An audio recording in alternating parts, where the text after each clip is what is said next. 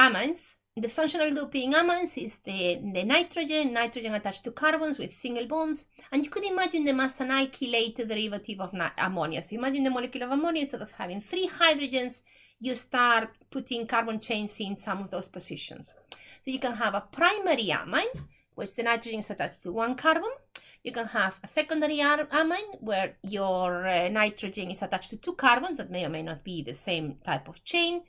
And you can have what we call a tertiary amine, in which there are no hydrogens attached to the nitrogen. They are completely surrounded by carbons.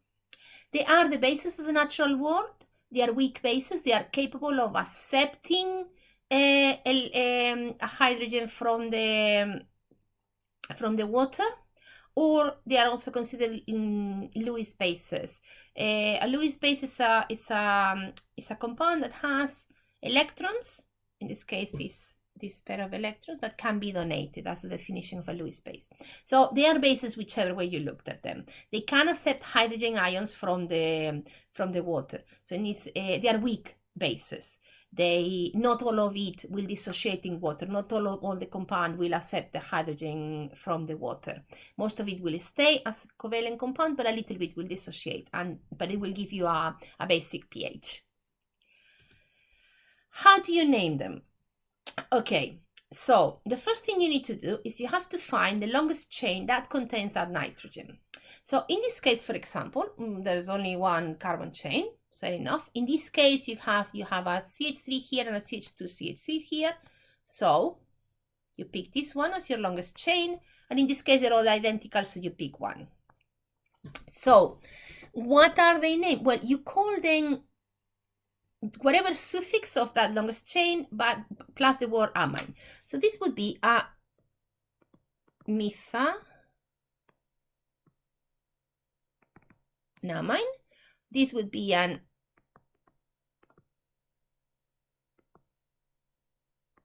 ethanamine, and this would be a methanamine.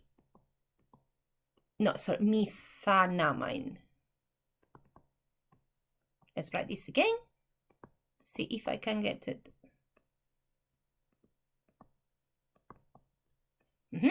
So that's finding the longest chain of carbons attached to the nitrogen, and that's what gives your compound. Your compound is a methanamine if it has 1 carbon atom attached to the nitrogen, and if in the second one the longest chain is the 2 carbons, so ethanamine, and in the third case they're all the same size, so you pick one of them and you name it methanamine. So in the first case, methanamine, I have said everything I need to say about it. So it's a nitrogen attached to a CH3, to a methyl group, and that's it. In the second one, I'm missing something. I'm missing this CH3 here. And this CH3 is a methyl group, so I go and write it.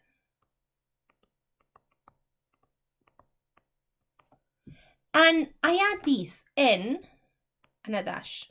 And what I mean is, I have a methyl group and it's attached to the nitrogen.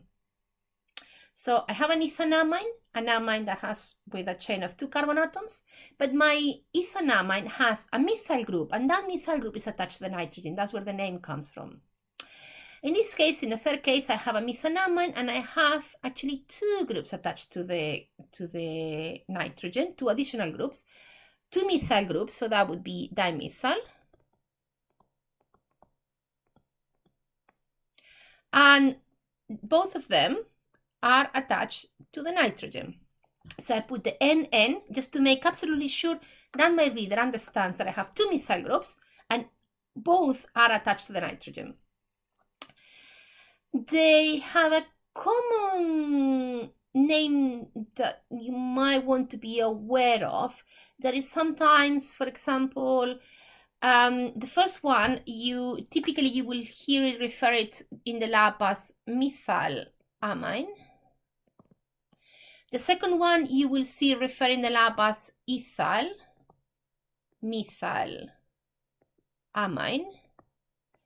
And the third one you will see refers trimethylamine. Again, it's a common way of naming them. It's accepted by the UPAC as not ideal, but people do use it. So it's worth, so yes, the top names are how you would name them formally, following the rules.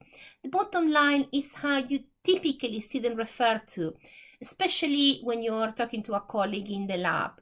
You would not call it N-dimethyl methanamine. You would call it, and you will see it even in the containers of the compound, you will see it refer us to trimethylamine.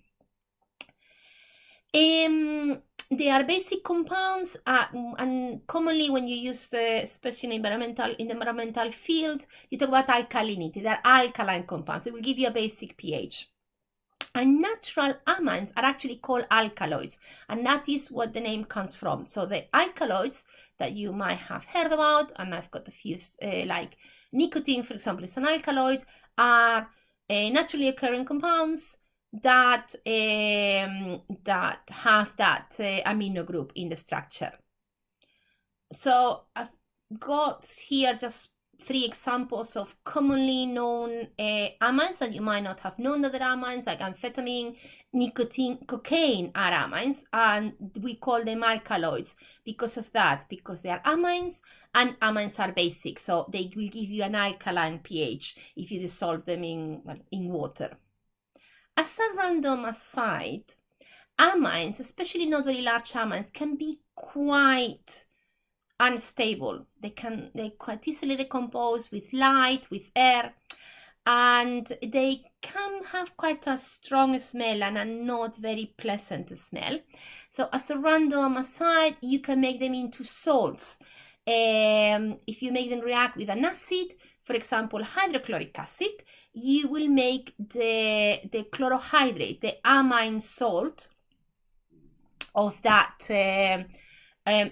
amine, because they are bases and they will react with an acid. So they will accept the hydrogen ion from the, and here's an example I've picked, funny enough, the cocaine hydrochloride. So you've got here, this is the basic part of your cocaine. You make it react with hydrochloric acid, it accepts the hydrogen ion from the hydrochloric acid, and you end up with a protonated nitrogen, and with the chloride, an ion to counteract that. And those are solids, and they're more easy to store, they are more stable.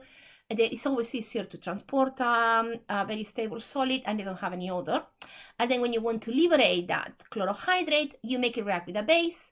I'm here given the example of sodium hydroxide or sodium bicarbonate, sodium hydrogen carbonate, and you could liberate the free base, the free amine.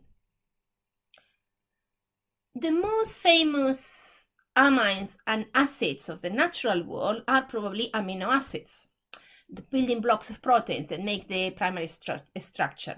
And in amino acids, you have an amino group, so you have an amine part, and what we call the N terminus, and a carboxylic acid group, and that's where the C, what we call the C terminus, and that's what they call amino acids, because they have an amino group and an acidic group. And the only thing that changes, they are both attached to the same carbon, we call that the alpha carbon, and what changes is the side chain, and that's how you end up with 20 commonly occurring amino acids. Amino acids that we call amphoteric, and amphoteric, remember, is a substance that can react both as an acid or as a base, like water, for example. Amino acids are also amphoteric because they can react as an acid through the carboxylic acid group and as a base through the amine group.